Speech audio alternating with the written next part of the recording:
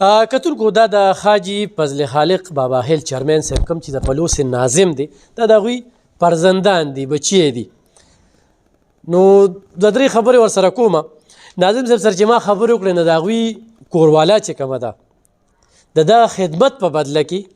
یعنې د زنانو ووټنګ ور ډېر کم پول کېږي او د هغې د ووټنګ ریکارډ چې وګورې نو حیران بشي دا زه چې کومې خبرې کوم دا عبرتي شانتې دي دا حقیقت دی دا هغه پریکټیکلي دي چې زنانه چې کوم دي د زنانو زړه ګټلې دي بیا هغه 4 پیرې ګټي او 3 پیرې په آزاد ګټي نو د دې بچو سره به خبرې اترې کومه د دوی د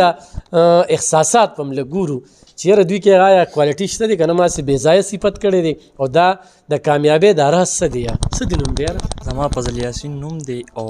زه فرسټ ایئر کې یم آی سی ایم ایس کالج کې هلته زه سټډي کوم دا پلار دی چې بار الیکشن ګټي یا مورکۍ دی او کور کې خو به بس دوی بس صرف الیکشن خبرې وي که نه او جی الیکشن هم او بل خدمت هم کوي د غریب ولس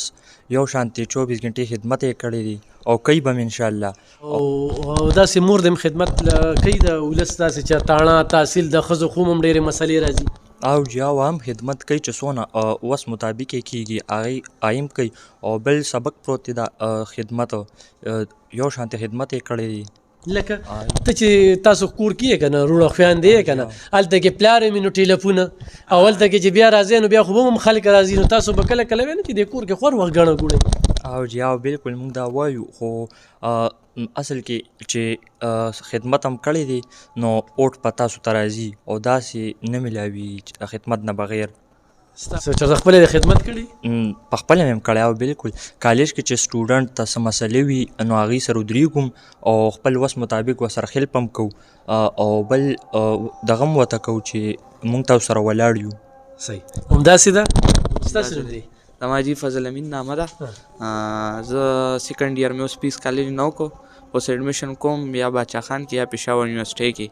او باقي زما د ابو خبره شوه نو هغه خو بس داسې دی چې شپه ورځ خدمت کوي د چا چې څه کاري تاڼه تحصیل هغه وله کوي واپډوي نو به چې مونږ زه خپله راپاسم د سارې روزه بجرې ته نو کسان راغلي نو چې هغه په ذهن وي نو زه ورته رنګ وکړم دا کس دا کار دی نو یا ما ته کس وښیي ته یې وله ولېږه یا هغه ته ډایرکټ دغه وکړي نو مونږ کور کې هم به چې څه زنانه راځي څه د هغوی کاري نو هغه مې بس همې دغه کوي هینډل کوي په خپله چېرته چاته ټیلیفون کوي که نه پلار ته وایي چې دا مسله وله حل کړه بس پلار ته هغه هر څه کولی شي جي نو بس هغه په خپله کوي په خپله هم کوي جي بلکل په خپله هم کوي نو ځکه خو دا څلورم ځل دی چې زما والد صاحب دا تحصیل پیپر پاتې کېږي د چربیت پاتې کېږي نو دا خو څه دا څه به کېدو او 2 پیرې پکې مورکۍ بلکل جي 2 پیرې مورکۍ هم پاتې شوې ده دو بس دې سره سره زما نیکه بابا چې کم دی د چانه پټ نه دی الحاج فضل مالک خان بابا خیل هغه دا ټول دغه چې کم دی خدمت دا کوي چې ځای کې لکه ابو مینی نو هغه هر څه هینډل کوي او بله زما کومه نیا بیبي ده نو چې کم د زنانو دغی هغه کوي خپله او بل زمونږ دلته حجره کې سیکرټري ناست دي نو چې چا څه کار راځي هغه کوي او بل زمونږ سره حجره کې دلته انسپکټر دی سب انسپکټر